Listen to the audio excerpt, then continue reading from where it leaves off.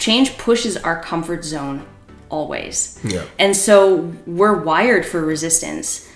And we will stay safe, we'll stay in our comfort zone because that is a controllable environment. As humans, we experience a wide range of crazy emotions, and these emotions can come up during challenging times that seem to hit us out of nowhere. That's the purpose of this podcast, to teach you how to move through these difficult situations and harness these emotions that we feel to be able to create the life that you want. My name's Nathaniel Burke, and I'm the host of the Emotional Fitness Podcast. I hope you enjoy. I really want to dive into, we were talking about before, just social media, internet, what you're seeing online, the effects it has because you being a coach, a life coach, and what that's doing. So maybe you want to just share a little bit about what you're doing right now and you're working on, and then some of these challenges and struggles you're seeing and the impact it can have, not just on you building a business, but on other people and how that can take a big role in people. Absolutely. Yeah. Social is so engulfing right now. Everyone's using it, right? Yep. And it's become such a big part of daily life. It's very significant. And so we're seeing changes in people. I've seen changes in myself. And so for those who don't know me, I'm the head coach and owner of the Resilience Method. I do life coaching, like Nathaniel said, and I'm working on a book right now. I don't even know if you know this. I did. I've never said the Resilience Method. Do you think you're calling it? No, The Art of Being Human. Oh, cool. And cool. it is, it's my baby. It's my legacy. It is something I'm so excited about. Nice. So, yeah, in that light, I have spent the last 8 years online trying to send a good message out into the world, trying to bring light and hope, and more than anything, an ability for all of us to handle adversity and all the difficult emotions that come with life. Yeah. Right. And so through that, I have seen a lot of, I've seen a lot through social. Yeah. Right. What started as a genuine interaction between people and the excitement of being able to connect with somebody throughout the entire world. Your audience is unlimited, and there's so much potential there. I have made friends that I've never met, and that's the coolest thing. But then it started to become strategic and formulaic, and totally not genuine. And that is what I'm struggling with right now, because we're in a little bit of a fight. We're in a little bit of a battle. It's funny when you said that. The first thing that came to my head was heartless. That's actually the first kind of like the, it starts to lose the passion because you have to say or do or add filters or whatever. And then, how much does that take, that takes away from what you're trying to do? Absolutely. Right? Yeah, your genuine message is suddenly getting lost in scheduling, in bulk creation, in some cases even now using AI to create your content for you, to write your copy for you. That's not coming from the heart anymore. So yeah, heartless is the direction I feel like we're going. Yeah, I could see that. I mean, I had a client that I'm helping, and it was just, he sent me a rough draft, mind you, of a book that he wants to write just as a free content. And me and my wife were going through it. So it was on the topic of AI, and we were going through this. And I was like, yeah, it looks good. Like, there was some stuff, hey, adjust. And this is what I felt would be really good, considering my experience in the fitness industry. And then she went over and looked at it, and she's like, did you look at these pictures? And I was like, yeah, one of them was weird. It looked like it had 3 legs. The person had 3 legs. I'm not sure what's going on there. She's like, no, look again. And so I zoomed in on these pictures, and all of their faces were distorted, totally changed. The one lady had 3 legs and doing a squat. Don't know how she was doing that. Feet were blending into hands. Bodies were shifting. And it made me laugh because I was like, oh, this was all. And now he did say, he's like, look, I just was going to use this as like a filler for now. But that's what AI generated. And it was like, hey, here you go. Here's a human. And you're like, that is the creepiest version of a human I've ever seen. Hard no. and it reminds me of, like, people talk about it in this terms of like it's changing things, and for sure I've used it. It is cool, but not without the heavy hand of a human to guide it. So beautifully said. It's just a tool. The way I looked at it, I'm like, oh, it's cool, but you still need to know how to use this thing because it will go off on a tangent that doesn't make any sense. That's not real. Yeah. Yeah. And it's getting harder to distinguish what is AI made and what's not. Mm-hmm. I remember sending something to my brother on Instagram and he said, that's not real. And I'm like, yeah, it is. But then he said, zoom in, look closer. Same with your experience. He said, look at the fingers. AI can't generate human fingers yet. And yeah, it's a fun toy right now. Yeah. It is. But where are we heading? Totally. And that was part of what I wanted to talk about, was this idea that it's become, that realm has become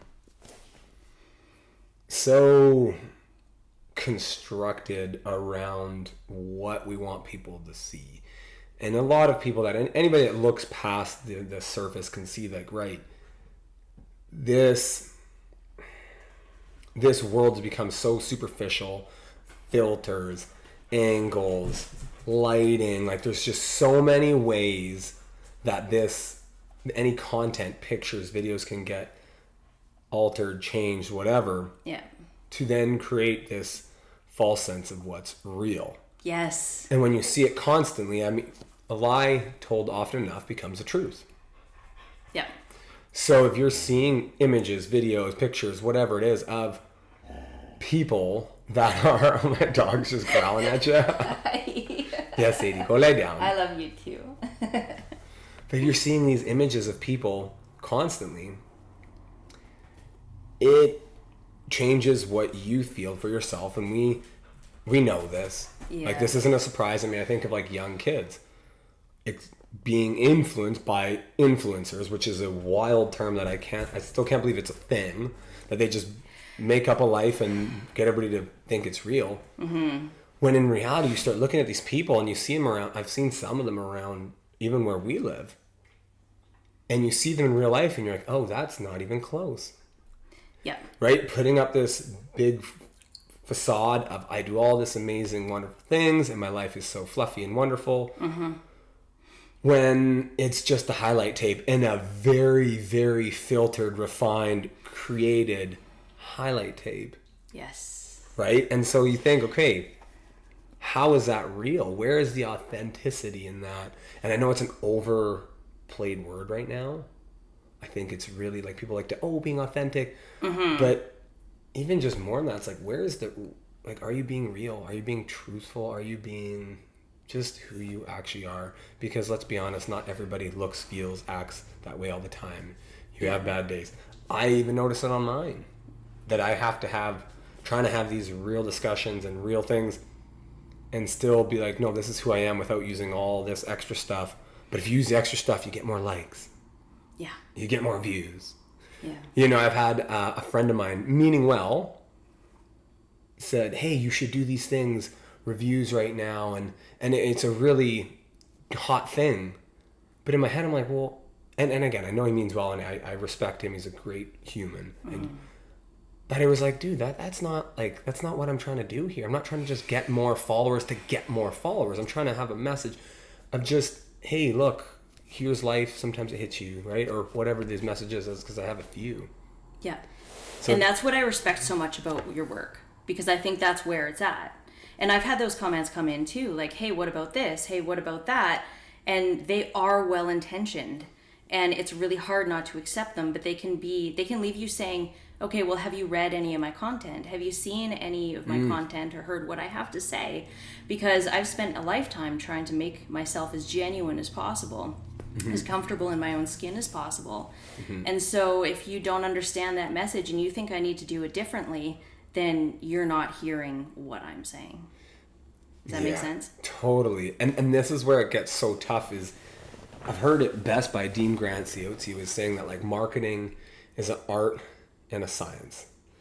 And the art is from the heart. And I was like, I was like, that's so good. And I think we need it more. And so this is kind of what we were talking about. Maybe my 2 cents on it is it the content that you're producing? And I try to go back to this myself, is like, is this content I'm producing from the heart? Or am I just saying it because I think people will want to listen? Yeah. Right? And then the science being how you do it. The science, I think, can change in terms of how you do it. but the art should always be there, or the heart should always be the same. I fully agree, because even if you're successful, like that's A, how you become successful, but B, even if you're successful without that, you're not going to be happy. Yeah. That's what I think. Yeah. It's like the more you can root in your true self and be who you are and like creatively express yourself in a world that doesn't have to accept you, the more you can be true to that person, then the better off you're going to be. Totally. I heard it really good from a friend of mine, actually a couple different sources, but I thought it was really powerful, was that when you're putting out content or you're creating anything like that, you're not, and again, take it with a grain of salt, but it was like you're not going far enough until you get hate. I have heard that so many times. And I went, really interesting. And I think of the videos, some of the stuff I've done, and not that it's been like mind-boggling and covered the internet or by any means, but ones that did really well, I was like, oh yeah, there is people throwing hate. You're like, okay, clearly that's a hot topic, or clearly that's something that now I can speak from the heart with and maybe address again, or kind of continue down that path. But again, doing it from the heart, not just, oh, well, here's what people want to hear. Absolutely. Yeah. That message is just going to flop, right? Yep, absolutely. So, yeah, it's interesting. So, in terms of social media, has there been any other struggles or things that you've experienced, not just in your business, but personally? With regards to social media? Yeah, and then let's kind of branch off to some other fun stuff. I love our talks. They're awesome. Yeah, I mean, one thing that has really rubbed me the wrong way, and again, this is from the business perspective, is the approach that a lot of people take. Again, it's that formulaic approach, that strategy to growing an audience and to getting people interested in especially a product that you offer. Right. And I have had so many coaches, and I've been studying this stuff for a very long time. And the bottom line is that it feels slimy to me. It feels wrong to go and seek out random accounts and send them messages and pretend to be interested and to start conversations that are quote unquote like genuine, right? When they're really not. Yeah. And to have somebody pulled back to your page and to have that page set up so it looks interesting to them and it hits. And then maybe one day you can get them on a sales call. Yeah. I see where you're coming from, yeah. Yeah, like to me, I can keep my voice genuine. And when I connect with people, I really connect with people. But if that process feels wrong to me, and it does, then I'm not going to be willing to do it. And I've spent so much time doing it, and it just doesn't feel right. Totally.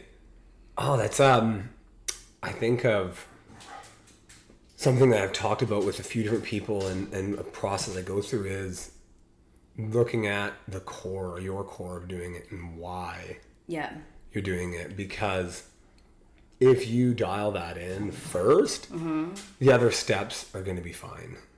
I've dialed that in. Though. Okay. And I know exactly why I'm doing what I'm doing. But I think... And this comes back to being like you authentically. Yeah. I think my outlet might be different. Okay, that's a good point. Yeah. That's a very good point. Yeah, keep going. Sorry, keep going. I got something more to tell me, but keep going. Yeah, no worries. Like for me personally, I love connecting in person.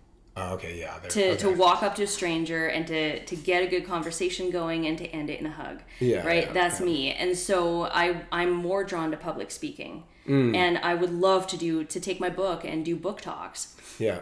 So social media and that amount of time in front of a computer creating content, which is something I never wanted to be a content creator. So that's another aspect of it too that just doesn't feel genuine. So it works great for a lot of people. These methods work great for a lot of people. Yeah. They don't feel right to me. And that just, again, like coming back to the authentic self, if something feels right for you, or wrong for you, it doesn't matter how the rest of the world feels about it. Yeah. As long as you stay true to yourself. Absolutely. And so maybe going back to my statement there before about the art and science, it's like there is a large component of belief. Yeah, absolutely. A large component. If you believe it's going to work, you're probably going to be more successful than if you don't think it's going to work. Yeah. And I think that's where a lot of tying back into business owners, and because I'm helping trainers and certain business owners, then we have this idea then now that everything we do as a business owner has to be on social media. We have to share it and post it and do all this sort of stuff. When a really good friend of mine now that has this bakery who's actually on the show almost has zero presence on social media. They sell out every market, right? Nice. And they built a business just off word of mouth. So tell me that you need social media. Tell me that is the most necessary thing for them. No, it isn't. Is it something that could help their business down the road? Yes, 100%. But it's not for them, not right now, because one, manpower, and two, they don't actually need it. At some point they will. So to going back to what you said, like you'd rather have that conversation. I always tell people, it's like there is like 6, 7, 8, 10 different methods you can think of. I mean, you could make a list of all the methods you could find if you want to grow your business. Which one do you actually like doing? Yeah. Let's start with that. That's the thing. And which one, and then I always say that the caveat there too is like, which one do you feel like you need to do, but you're the most uncomfortable doing? Because that's the next one that's going to get you there. For example, if you are somebody that feels like you need to do something on social media, but you hate having your face on camera, it's like, well, maybe something that you need to work through. Yeah, absolutely. Or if you if you're like, hey, you know what, I feel like I should be doing phone calls, but I'm just scared to call. It's like, okay, that's a fear thing. It's a fear thing and not a like, hey, you know what, I don't think this makes any sense to me to do that, right? Yeah. So it's definitely individual. It is. It's very, and it doesn't have to, your business, it doesn't necessarily reflect, I've seen this time and time again, is your social media account doesn't reflect your business. And your business doesn't reflect your social media account. I've talked to tons. I love that. Right?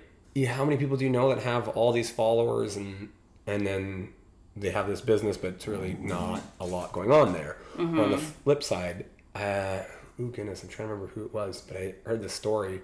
Alex Mosey was telling me the story of this lady who was helping, and she was making she was making 6 figures, more than that anyway. She was helping a huge amount of money, but she was helping naturopathic doctors doing their accounting. Oh, because cool. She was a naturopathic doctor, helping how to do their accounting, and he looked at her Instagram account and was like, "Okay, what's going on there?" And she had less than 5,000 followers. And all of her business, though, the wild part, came from social media.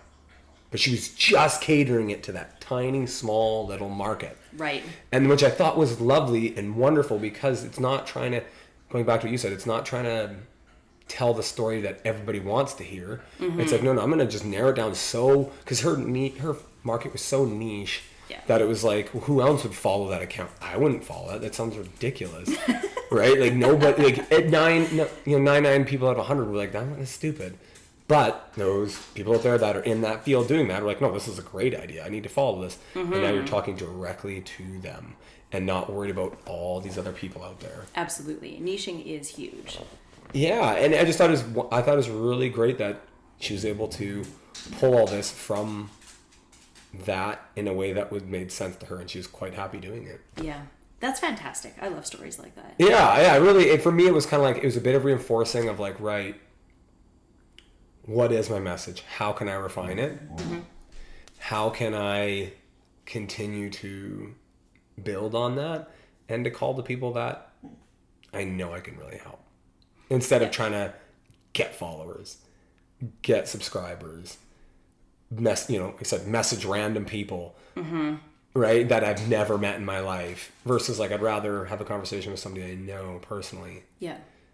And then go from there. Absolutely. And not get clients to pay you if you aren't sure that your product can actually help them.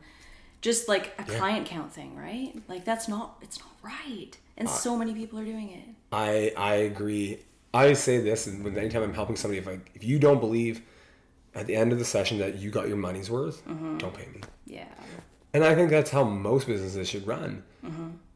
Because isn't that what they're there for? And at the end of the day, you want raving fans, not people that have just said, oh, I use it and it was okay.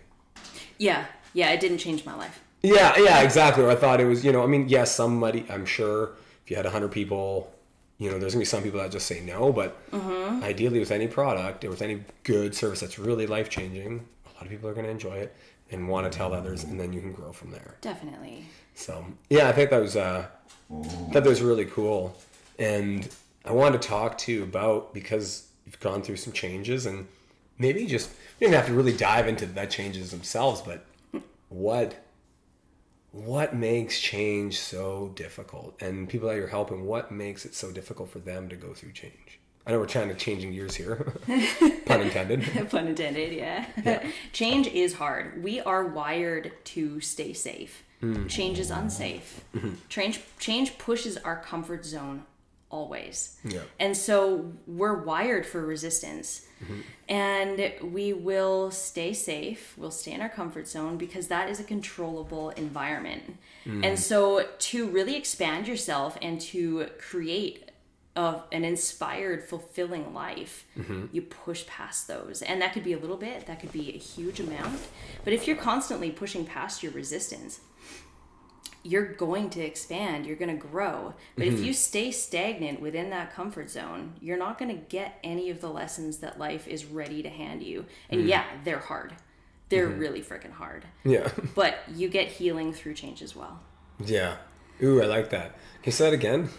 You get healing through change as well. I like that. It's like action cures fear, right? Think of it that way. Yeah. And if you're not changing, you're not taking action. So you can hide from fear, but the minute you look at it and you take a step towards it, it dissipates a little bit. Yeah, absolutely. I had there was a client I was working with, and we're talking, a young client, actually, young athlete, and it was really cool just talking about that a little bit. And I would say, like, with any belief, as soon as you start asking it questions and you start poking it a little bit, it's like, oh, yeah, you're scared of that? Well, what's so scary about that? Yeah. Well, this. Okay, what's the worst thing that could happen? Well, this. Okay, well, is that really scary? No. And then you start asking, you kind of poke and you poke and you poke until you're like, there's nothing left with this fear. It's just more of like, you just not doing it yet. Yeah. And one of my favorite sayings with that was from Ed Milet. I believe it's Ed Milet. Maybe somebody quoted it before him, but either way, that's where I heard it. And it was that fear is an inch deep but a mile wide. Yeah, I've heard that before too. Powerful. Yeah, so you think of like, right, it's this grand, huge thing that you're having to jump into. I think of like stepping on the edge of a cliff, or you feel like it's just this water just goes straight down. It looks like it goes straight down. You're like, I don't see the bottom. It doesn't end. And then when you step into it, you're like, oh, that was it. That was it. Yeah. All that. And then you kind of feel stupid that you like waited that long. You're like, oh, that was awkward. And yeah, well, not going to share that one on social media. Yeah. Not going to tell everybody how I was too scared to leave this relationship for so long. And again, I've been there. Yeah. Right? Or didn't want to leave that job, or didn't want to do this, or didn't want to even start a podcast because I was scared of people's comments or whatever. But then you do it and you're like, oh, that's actually totally fine. Yeah. Or somebody makes a comment, you're like, I don't really care. I don't know this person anyway.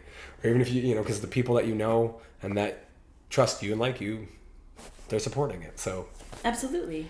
Yeah. So and you literally become, through this process, your future self, and that's the most beautiful building process that you can go through. Absolutely. I think so as well. The difficult part, and to kind of go back a little bit, is that when you're on the edge, is again, if you think of moving towards change, those steps are tough. They are tough. And it's not to sound, I don't even know the word right now, cheesy or anything, but it truly is. It's actually quite challenging to go from, hey, I want to be a person that speaks in front of people. Right. Okay. How do I start doing that? I want to be somebody that's fit and in shape. Okay. How do I start doing that? I want to be somebody that's out of this relationship and in a different relationship. How do I start taking those steps? Yeah. I want to change it. Like, there are certain steps that are tough. Definitely. What do you find works well to help people navigate those first steps? Reverse engineering, for one thing. So you start with your big goal. And for me, that was flight school. right? I thought that was literally impossible for me. Okay. And so I was stuck not only behind the impossibility of the steps towards that goal, but the fears that I had, which were actually the reason for me trying to attain that goal. So you take your grand goal and you reverse engineer it, and you keep breaking it down into smaller and smaller steps.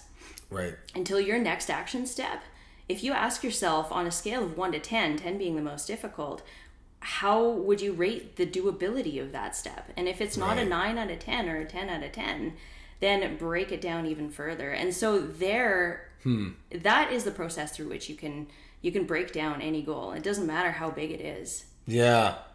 I like that because, I think of like, again, the fitness history and the personal training history. It's like, right, okay, well, I want to lose 40 pounds. How to lose that? Okay, work it back. Okay, what could you do today? Well, what's in front of you today? I'm not going to the gym today. Why? Because I have all this stuff. Okay, what could you do today instead? Well, I could probably go for a walk. How difficult for you to be to go for a walk today for 20 minutes? Oh, probably like a 5. So what about 10? Yeah, right. So like, okay, so can we do it? Yeah. Yeah. All right, well, there we go. Yeah. Or, looking at even something as simple as, okay, well, what are you eating today for dinner? Well, I was going to go here. Well, do you have food in the fridge that you can use? Can you make something? Like, as small as piece as possible, broken down so far that it's like, oh, it's actually not that tough. Like, of course I'm going to do that. Well, now they had that brief intermission with the dogs. But we love them. That's right. Yeah. Jeez. Yeah, here's another one. So, I really like that steps of breaking it down, because something I've noticed is that the unknown's scary, right? Absolutely. Yeah. And it's the truth in any situation. I mean, think of like watching a scary movie. If you know the jump parts, and you've watched them 100 times, is it scary anymore? No. It just happens, and you're like, oh, that's it. And so, even if, let's say you're going to watch a movie for the first time, but somebody said, hey, right around this corner, there's going to be a jump, so get ready. It's going to be, like, there's going to be something that jumps out at you, and it's going to be scary. Is it as scary? No. No, because you know it's coming. You're still going to jump a little bit, but it's like, oh, okay, but you know it's coming.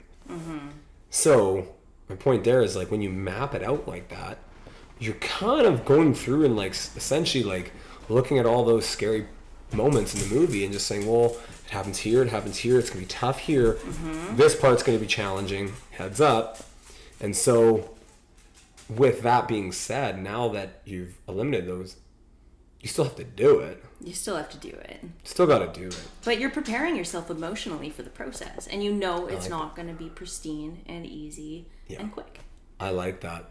A technique I always use too is, and I use this with clients, with anybody, is like, just close your eyes and visualize yourself doing it. Watch yourself doing it in your head. Because if you can see it in your head first, then when the time comes, it's going to be a lot easier. Yeah. If you can see it in your head and feel yourself doing it, when that moment comes, it's not going to be as scary. You're not going to push back as much, right? Because you've already trained your nervous system that this is okay. So that's a technique I really love and think more people can adopt. 100%. Is there any techniques that you have that, so you reverse engineer, I love that. Is there any other little techniques that you might say, hey, this is like an easy, anybody can do during any situation, or most situations? Yeah. Visualization is one for me too. Yep. Huge. Personally, I love coupling that with music, because music is like a catalyst for me. It will move mountains. It will drag me off of, it being a bit dramatic, my deathbed. Yeah. Like, if I'm feeling like doing anything but, if I'm like riddled in fear or lack of motivation or whatever, if I throw on the right music and I get out of my little bubble and I start to visualize, then that combination will move me forward. I like that. I think there's so much power there, because I think of what does music do? It gets you in the right mindset, most people. Gets you in the right energy stakes. Now you're up and you're moving. Exactly. And to make any change, you need energy first. Yeah. You need a huge amount of energy to take on and tackle that thing. Yeah. And I feel like that's, and not energy is like coffee. No. Right? I think that's a crutch. I think, or that idea of like, oh, if I have a coffee, then I'll do it. It's like, no. Hey. Hey, I love my coffee. Don't you talk about coffee like that. Yeah. Turn around and flash the water in my face. I'm out of here. No, but looking at that inner call. Yeah. Looking at that inner voice, whatever it is that's driving you, that why. That why. It's your core why. It's always. Your why. It's like, right, well, why am I doing this? I had a few times in the past month where I was about to do, had a lot of stuff going on emotionally, mentally. Mm-hmm. I'm about to go into session, and I was driving there, and I was like, man, like everything is just like, this is a lot going on. And then same thing is like, hey, well, I got to make a change here. I want to change these people's lives. I want to do this. And it's like, right, why am I doing this? Well, because this is why. Yeah. This is my why. My why is to bring out the best in people because I can see those gifts. Yeah. And I feel like there's so much that they're holding back on. So I had to have this like whole pep talk in my head. I'm like, okay, this is why I'm doing this. Get up. And I did actually, funny enough, I did the same thing. I fired up some music. So there we go. Yeah. I fired up some music. No, you know what? This is why I'm doing this. This is my purpose. Yeah. This is going to feel good to do when I'm done. So let's bring some energy to it now. Let's fire up some music, get myself dancing a little bit, putting that good mindset. Yes, all that other stuff was there. Mm-hmm. And it felt bad. But it was like, hey, well, this isn't, putting energy into this isn't going to serve me. Mm-hmm. Putting energy in this will right now. Yeah, awesome. And it was like, oh, right. Well, now that I did that, it actually isn't so bad. I can figure this out. Mm-hmm. It's not about the process being not messy. Yeah, that's a really good point. Yeah, and it's also not about ignoring your emotions or pretending that they're not there. Yeah. This is an emotional process. Yeah. And you just need to allow yourself to be human. And I think that is the part that a lot of people have forgotten because in this chase towards positivity and perfection and image and especially like that is so spurred on by social media. Yep. In this chase, we've forgotten what it's like to be human, that we don't have to feel guilty for grieving or being sad or feeling anger or resentful, right? Like we just can't get stuck in these emotions. And just like we can't get stuck in a messy point in our journey towards a big goal, right? You're it's gonna happen, right? If you're chasing a goal that's big enough, it's gonna be freaking messy. I like that. And I think what I really want to touch again on what you said about not feeling these emotions, because that's something that it's been a blessing and a curse. Blessing because like I'll have these like crazy changes and it'll be like, whoa. And I'm like, well, all right, moving on. Most people will kind of be like, oh my God, what am I gonna do? I'm like, well, all right, I got to figure this out. I'm gonna just move forward.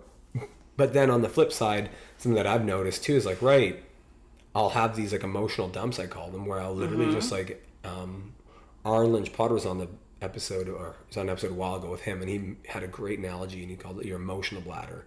And I was like, oh man, that's so good. So shout out Aaron for that one. But think of it as your emotional bladder. It's like you have to dump that, right? You can't just hold on to your...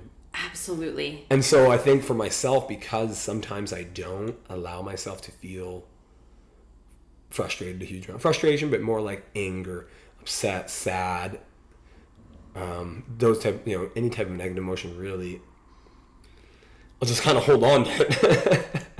And so there's benefits there for sure. It allows me to move through things. But then there's times where it's like, one, all of a sudden I'm like, I'm upset and frustrated and I don't know why. And it's like, oh yeah, I've been holding on this emotional bladder for so long. I gotta let this go. And so I've started a practice of like once every 2 weeks. I had a buddy of mine that I talked through that I didn't think we'd ever even talk about, to be honest, but not that we're not close, but it just came up.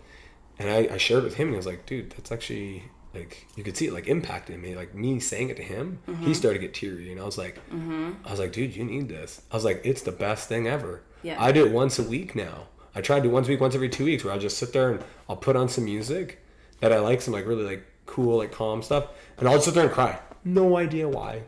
I have no clue on what's going, like what, sometimes I do know, but most of the time I don't. And then I'll cry for 5-10 minutes. And after I'm like, whew, I feel pretty good. It's good, right? And I feel good. And then I go back to whatever I need to address. Yeah. So that is a strategy there that I think is really helpful. But I will say to add to what you said is like, we do still need to feel those. We still need to feel that sorrow, that grief, that pain, that anger. we, whatever that is, we need to still feel them to allow ourselves to process them and move through it so it doesn't get stored. Yeah. And that's just it. And the analogy I've used with all my clients, just like the bladder, is a sponge or a washcloth, right? It keeps gathering water and gathering water. It gets heavier and heavier, but it can only hold so much. Eventually. Yeah. I like that. That's a really good analogy. And the other point I was going to add to that was not just that you're holding on to this, but something for me, and maybe it's for men too. Maybe not all men, but some men for sure, is like when you allow yourself to feel those emotions, I find I can connect better with my partner because now that she's sad and lost or frustrated or angry, it's like, oh yeah, I felt that recently too. I know how you're feeling. I don't know, maybe not the same reason why, but I know that feeling now versus blocking it out. Yeah. Versus not going and just ignoring, because I know that's a path that a lot of, I mean, maybe it's just me, but I'm pretty sure a lot of other guys I know just take and just choose to just not. Yeah. Versus, and that's what the world teaches. Yeah. It's emasculating to feel, so don't do it. Tape an aspirin to it and carry on. Yeah. And then, so you have that. And then on the flip now, you have this like complete opposite wave of like demasculating men. And that all men you can't have any aggression, any anger, any, you can't have any violence, you can't have any of this stuff. You can't have, and it's like, guys, like, can we like not push it so like you got guys. I saw a commercial with a guy wearing a bra in some commercial, and I'm going like, what is going on here? That's not like, it's not okay. Well, it's not general population of men.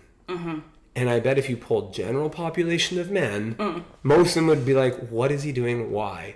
Sure, some of them probably feel like they want to do that. Go ahead. And that's cool.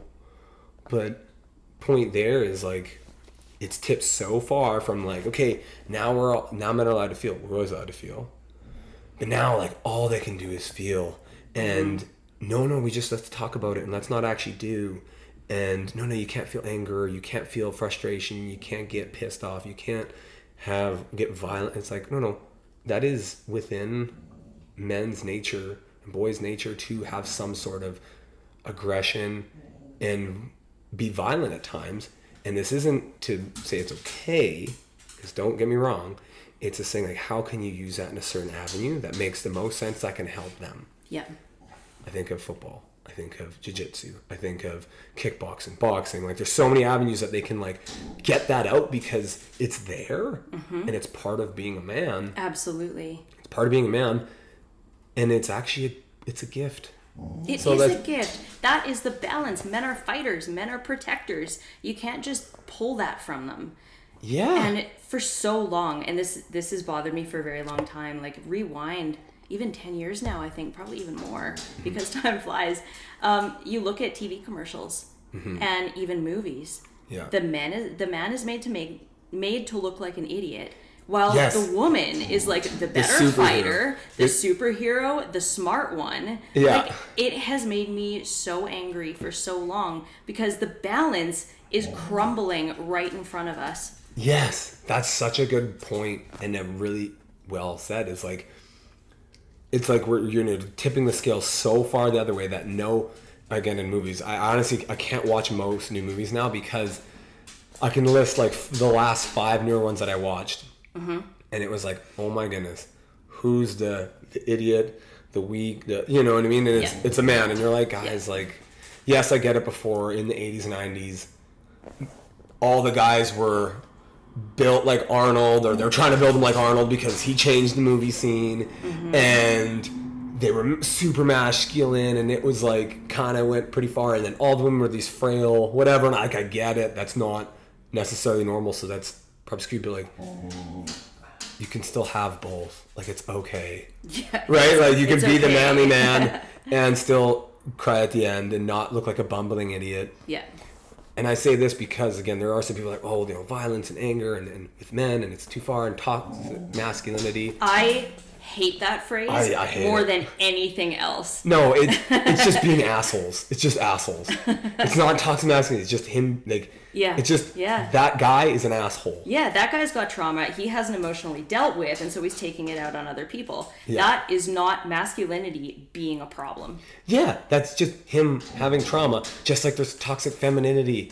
It's they have trauma, so hurt people 100%. hurt other people. Yes. And they haven't dealt with their trauma. Mm-hmm. So if they haven't dealt with their trauma, who do you think they're going to lash out on? Mm-hmm. People around them. Yeah. How is it going to come out? In whatever strongest character traits they have that they've had to use to protect themselves during that time. Perfectly said.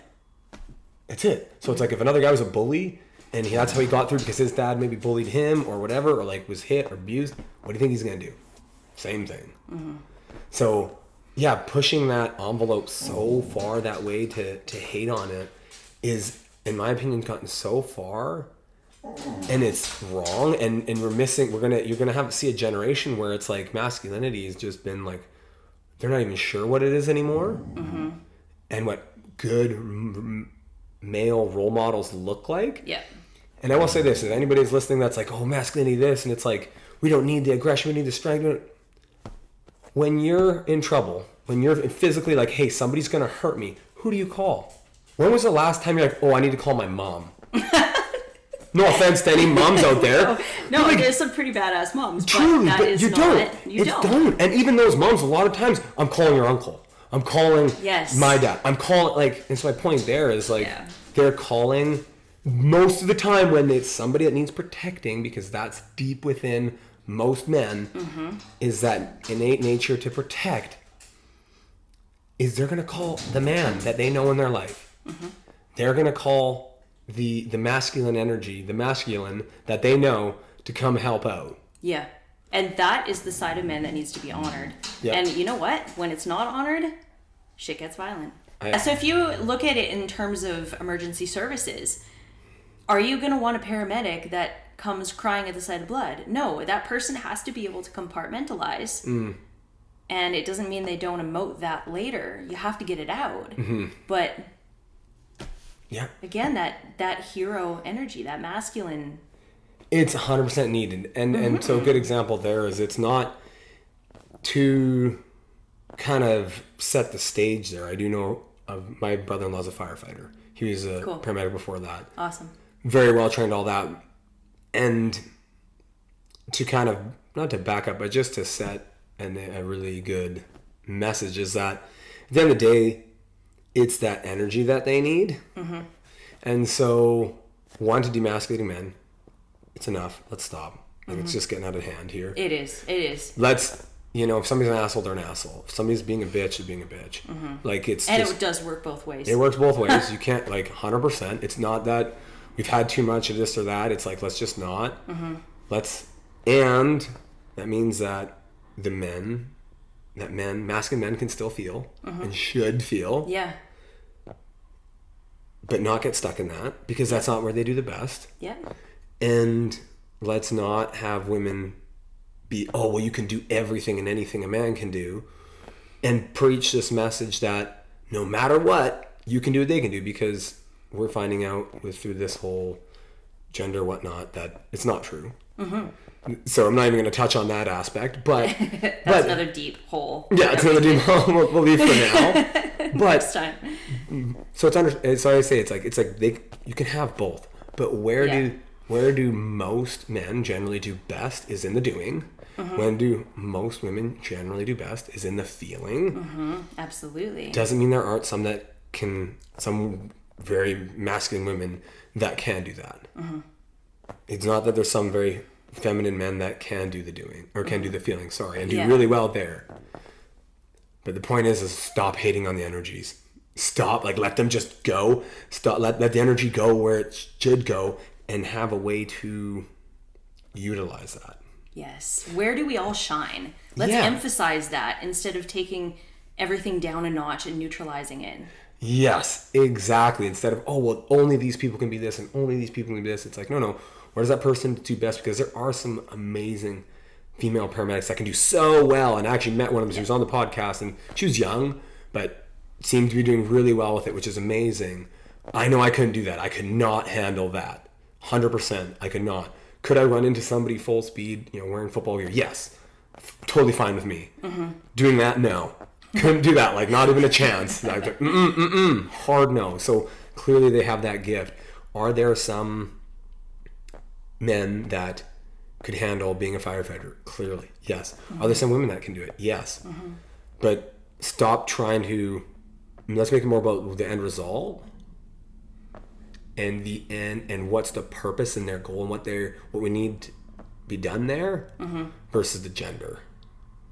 Does that make sense? It does make so sense. It's not like, oh, well, only men can do it, only women can do it. It's like, no, does this person have the ability? And that's where I think firefighters do a great job is, I've talked to a few of them, it's like, they don't care who they are, who they work next to. It's like, can this person drag me out? My brother-in-law, for example, he's 250 pounds. He's like, I don't care who they are. I didn't know they can drag my ass out 200 meters if they need to, if I go down. It's like, right. Okay, so if that's the task required, who is best suited for that? Yeah. When you pull 100 people, most of them will be men, and there'll be a few women. When you have a different role of being somebody that needs to feel, being somebody that needs to give more care, who of that 100 people is going to be best for that? And is it that people? Great. I mean, and things shift. Sure, I get it. But like, make it about them being able to do the role, not just, oh, well, we need to have this because it just feels better for us. We need to have this percentage of women regardless of whether or not they can physically fulfill the requirements. Yeah. Well, again, we talk about, I mean, not to go in their government, but like you've seen this before where it's like, oh, we need to have this percentage. And it's like, what about the person that can just do the job the best? Absolutely. And that doesn't have, and to be honest, most of the time they probably have a bit of feminine energy they know how to access and some masculine energy they know how to access, and not hating on one and shutting down the other and harness, so looking at that, because both of those energies are wonderful. Both of those energies are needed in this world. So much. And when most people, and I say this from being in relationships, when most men are in their masculine, they glow. People want to be around them. Yeah, powerful. And in a good way, because they're not people that are bringing other people down. They're people that are, those are the bullies, those are the guys in their trauma. Yeah. They're people that are protecting, bringing other people up, trying to look out for the little guy, making sure people are polite to, like. And they're confident in who they are. They're confident who they are. Yeah. When that role gets reversed and now they have to become the feeler, the doer, that they don't actually really want to be, you get this weird dynamic that, in my opinion, doesn't make any sense, and that person doesn't get to really shine their gifts. Perfectly said. It's so true. I've seen it in, with women as well. I've seen it in relationships as well with women where, because I have had some experience in helping some couples, and when you see the women step in and, oh, well, he's this and this, speaking for their man, and you're looking at them going like, this isn't right here. You can feel it's not. And I'm not saying it's me. You can feel it's not, because I look at him and he doesn't look happy. He doesn't look confident. And when you talk to him, he's like, well, it's actually something. And when hey, how do you actually feel? It's a different answer almost every time. It's like, so tell me how you're helping. I know they mean well. They're probably trying to help, which is great. But that's, instead of being the caregiver, or rather being more in their feminine, they're more in the masculine, which is then causing him to go, well, if you're taking control, well, what do? I guess I have to just kind of sit back and let you run the show and let you just talk, and I'll just nod my head and say yes. I've been in that relationship, and it is awful. I believe it. It is a terrible role. I didn't feel manly. I didn't feel wanted. I didn't feel, and I'm not blaming the other person. I allowed this to happen, but I didn't feel manly, didn't feel wanted, didn't feel powerful, strong, very low confidence. Right? And again, I allowed that. I recognize it now. I'm like, oh, you know what? I allowed that to happen. Fast forward now, thankfully, it's in a different position where it's like, no, I am able to be confident, speak my mind, be a protector. And my wife loves it. She's like, I hate when you are uncertain about something. And I was like, huh. I'm going like, and not in a way of like, oh, I don't know what to do. It's like, well, what do you want to do? What is this? And she's like, I don't like that. Yeah. I don't want that. Yeah. And again, I can't speak for every relationship. I know that. But just in my experience and in the relationships I've seen, the people I've talked to and help, it's like, oh, yeah. The women are like, oh, I wish he would. I wish he would pick the dinner place and tell me where we're going and when. And like, you know, that idea of like taking some control. Yes. Taking some ownership of it, stepping into that masculine a little bit more, being the protector, opening the door, not letting anybody talk to her disrespectfully. I've had to do that a couple times, and I've always been like, wow, thank you for doing that. I felt like hugely appreciated and loved, even though someone might have thought I was being an asshole, but it's like, no, you can't talk to my wife like that, or you can't talk to this person like that. You got to apologize to them, even if they don't. But she was like, that's what we need more of. Absolutely. And I totally agree. Yeah. And so what I'm getting at there is like allowing that energy to shine really where it feels best, and allowing for that to kind of mold. I've had her say opposite, where I'm like, ooh, and I'll use kind of my joking, like, I use like she calls it my baby voice. It's not a baby voice, but it's just like, I'll like go from like this voice to like a joking one. And she's like, I don't like that. I'm like, what? And I was like, well, I'm just kind of being silly. She's like, it's not really. And I'm like, oh. And I'm sitting there, and again, I feel stupid because I'm like, oh, not feel stupid. I'm just like, oh, okay, this is all right. But it's super helpful because now I know. Now I'm like, oh, right. She wants more of that, right? So to wrap that up, it's like, or to kind of tie that back in, it's like, so if we allow people to do that in relationships, I think you're going to have just so much more. I think the relationship is going to be a lot deeper. There's a lot more trust, and both people are going to be allowed to really flourish and become who they want to become. I totally agree with that. And I think that's where, like, within that safety, that's where open and healthy flowing communication happens, which is how you just keep leveling up. Yeah.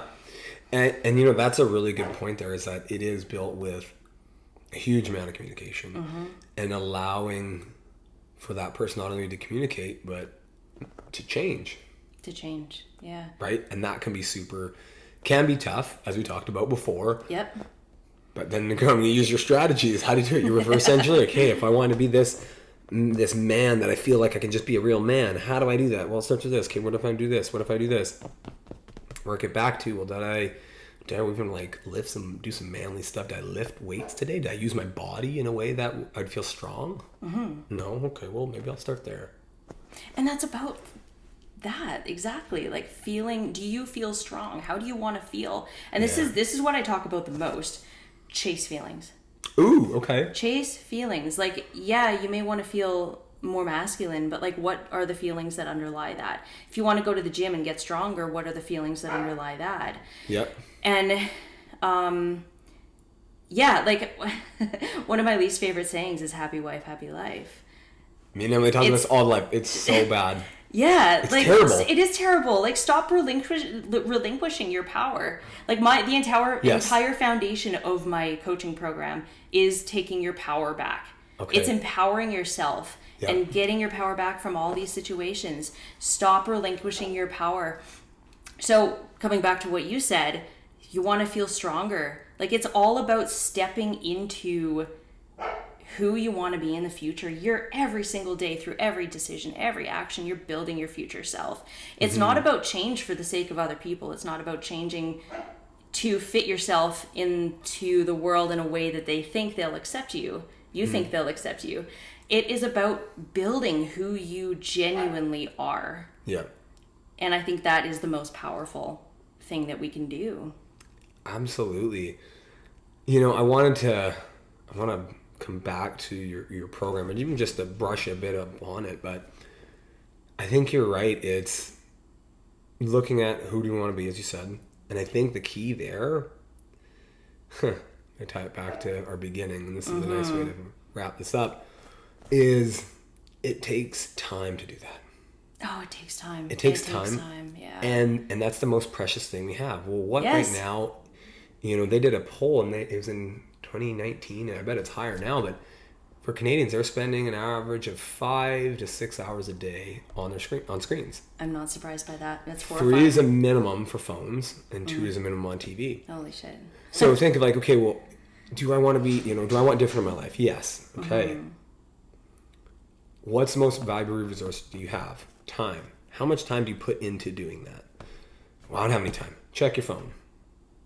You got more than 2 hours, and most of it's social media that's trying to suck your attention, and literally just that's all it wants is your attention as much as it possibly can. And it's engineered that way. It's engineered that way. Addictive. It's addicting as hell. I'll do a post on there, and I'll be like a minute, and I'll be like, okay, I'm done, good, and I'll scroll. I'm like, holy Jesus, like that's it. And I'll set timers so it goes off constantly, so I have to get off. Yeah.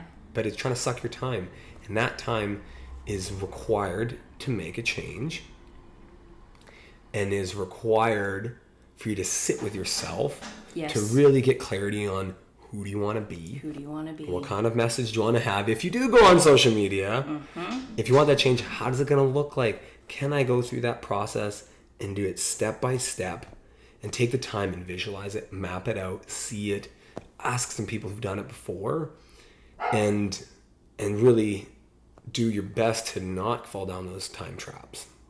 100%. Yeah. And the scary thing is, you're right. Time is our most precious commodity. I also say energy is. How do you spend those two? Yeah. With your focus. Yeah. If you're focused on your phone 5 to 6 hours a day, that is the ultimate distraction. We have never, as humans, had to deal with this before. That is control. Yeah, absolutely. And the worst part is that we're just giving away freely. So happily. Let's go through these stupid reels. It's time well spent. 2 hours. No. I worked with a guy it was every day by like 9, we would just come in at 7:30, and by like 9:30 it was just all 2 hours just scrolling. Straight scrolling, and that's common. So it doesn't feel like 2 hours. That's no, the thing. It goes by so fast. And so that's why I put timers on mine. I'll have one go up like every minute. So I'm like, okay, if I'm done my post, that's it. I'm off. So to wrap this up, we went over a bunch of different topics. So what is this method that you're using now? Or what's like if someone's going to reach out and just say, hey, what are you doing now? And what does that look like? What would be your like elevator pitch and the first kind of step you take somebody through?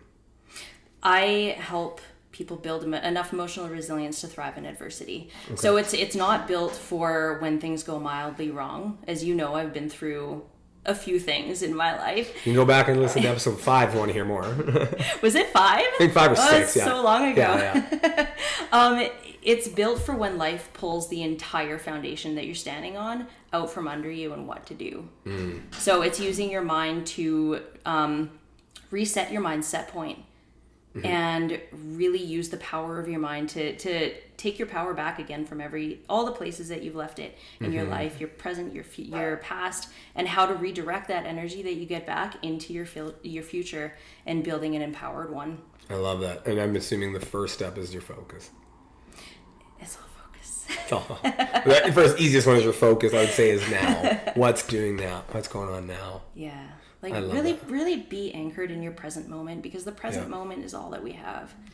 100%. And it's, again, I think we said before, but with all this stuff, and really, we went into a lot of maybe some hot topics and whatever, or different things, but like a lot of those things that you see in news and social media, whatever, it's just there to steal your focus to get you out of the present moment, worrying about stuff that you really don't have, that really doesn't matter in your life. It's true, but people get so emotionally fired up over these things. We were. And when your emotional charge hits like that, it amplifies your focus. Yep. And so this is why, like, when we talk about these big global issues like war, like racism, like all these things that the world has a problem with right now, you cannot eliminate those by putting an emotionally charged focus on those things. You have to look at the solutions instead. Yeah, I agree.